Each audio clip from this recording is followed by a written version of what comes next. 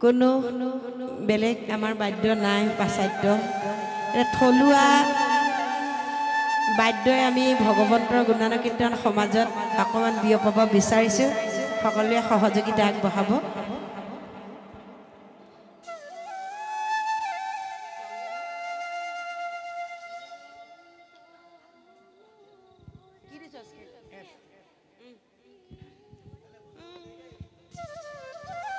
গ্ৰাহ গজেন্দ্ৰ মনুষ্য জীৱনৰ কাৰণে গ্ৰাহ গজেন্দ্ৰৰ নামভাগ অত্যন্ত গুৰুত্বপূৰ্ণ হয়নে যে গজেন্দ্ৰ ইমান ভয়ংকৰ এটা জীৱ তথাপিতো সেই অকণমানি গ্ৰাহে কিন্তু গজেন্দ্ৰক ধৰি ৰাখিলে তেতিয়াহ'লে এই যে কেনেকৈ পাৰিলে গজেন্দ্ৰনো কোন আছিলে গ্ৰাহনো কোন আছিলে কিয় সহস্ৰ বছৰ যুঁজিবলগীয়া হ'ল গতিকে সেয়াই পৰিৱেশন কৰিবলৈ লৈছোঁ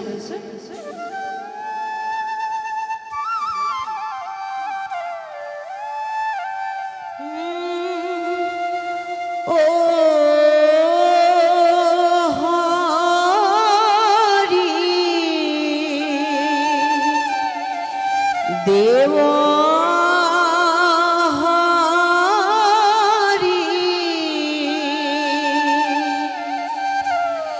অনন্ত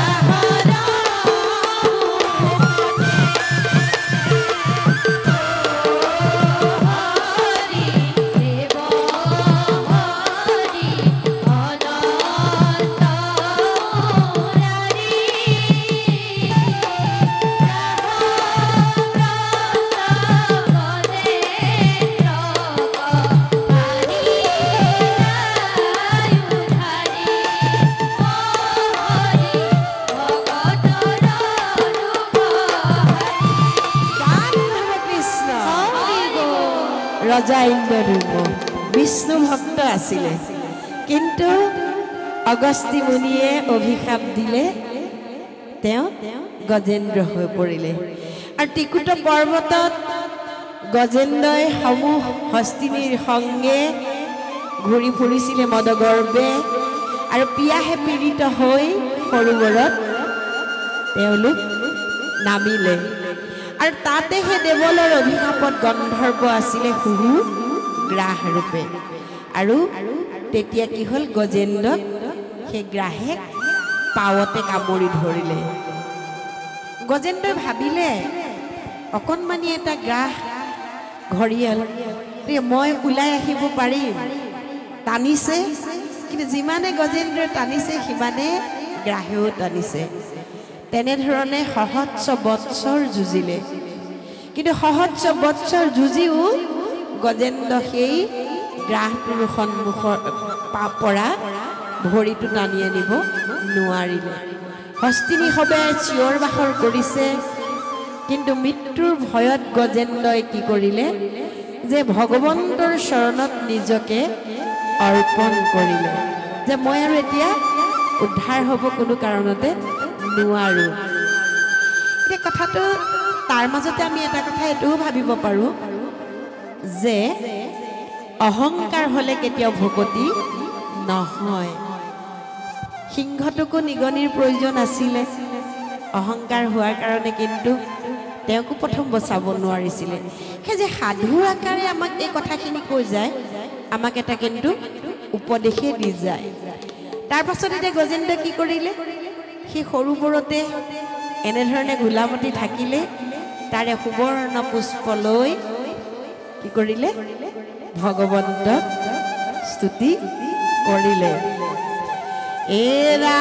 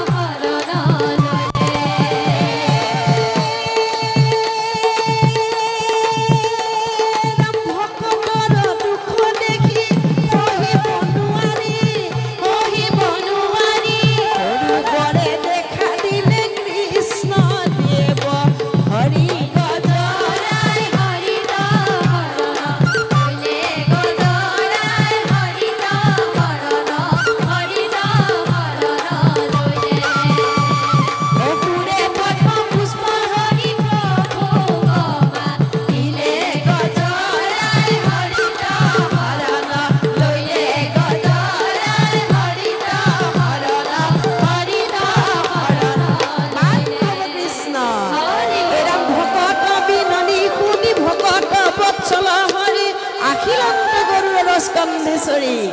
ৰাম চক্ৰ ধৰি দেখনে চিৰিলা গ্ৰাহ মুখ